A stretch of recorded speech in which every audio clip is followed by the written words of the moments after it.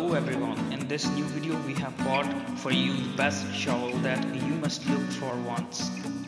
This is one of the best shovels for digging and camping that features an expandable shovel head that is both foldable and horizontally traversable.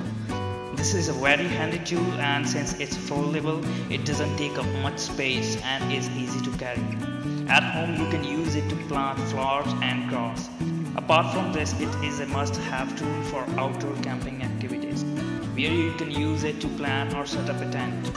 Whether you love camping, hiking, tourism, or you might love finishing your home gardens, and chances are you might be into scientific research.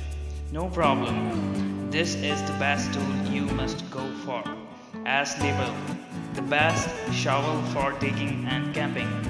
Rather, I would say the best multi-use tool that can act as an enamel, saw, compass, and even a beer board opener. Impressed by its flexibility of operations? Go, check the link in the description. Now coming to its specification, it's made up of high-grade ABS plastic, with size ranging up to 153 by 16 by 25 mm. Both compass and non-compass variants are available.